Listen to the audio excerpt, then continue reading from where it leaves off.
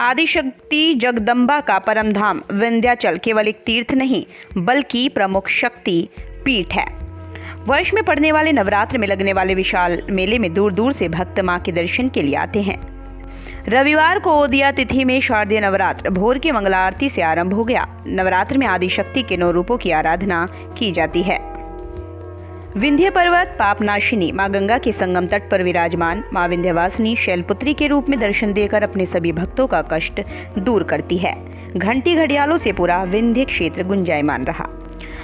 अनादिकाल से भक्तों की आस्था का केंद्र बने विंध्य पर्वत पतित पावनी मां भागीरथी के संगम तट पर श्री यंत्र पर विराजमान मां विंध्यवासिनी का प्रथम दिन शैलपुत्री के रूप में पूजन अर्चन किया जाता है। शैल का अर्थ पहाड़ होता है। कथाओं के अनुसार पार्वती पहाड़ों के राजा हिमालय की पुत्री थी। पर्वतराज हिमालय की पुत्री को शैलपुत्री भी कहा जाता है।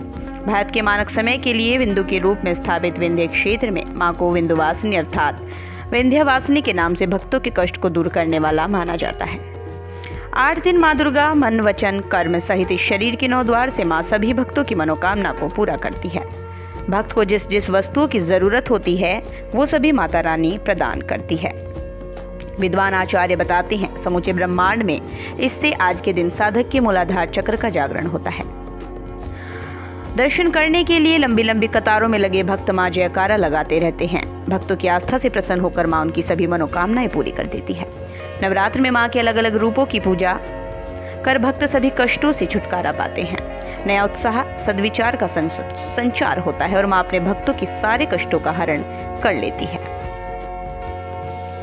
UP fast news bureau report. मैं पंडित अखिलेश चंद्र मिश्रा, राजन गुरु, विंध्याचल धाम।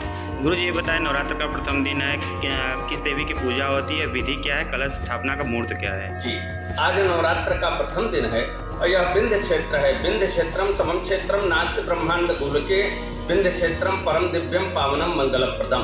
इसके समान अनंतानंत कोटि ब्रह्मांड में कहीं दूसरा लोक नहीं है। यहाँ पर मंगला आरती भगवती माँ विंध्यवासिनी के मंगला आरती के बाद यह जो है नवरात्र प्रारंभ होता है। जो भक्त जो कलश की स्थापना करना चाहें वो अपने घर के ईशान कोण में चंदन का लेप लगाकर एक चौकी रखें, लाल वस्त्र बिछाएं, माँ का फोटो रखें और उनके सामने कलश की स्थापना किसी योग्य विद्वान को बुला करके उनके साथ में करें। करने के बाद भगवती का आज जो भोग है वह घी का भोग लगावें। शैलपुत्री माता का जो पूजन है वह घी का भोग उनको बहुत प्रिय है।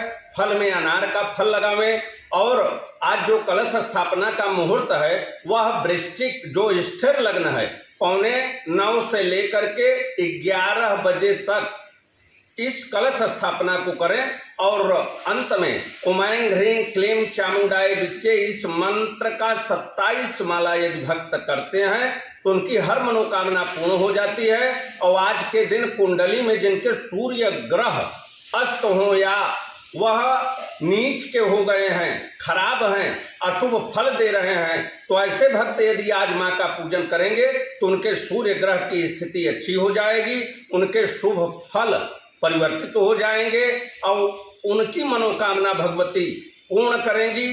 जय माँ विंध्यवासिनी।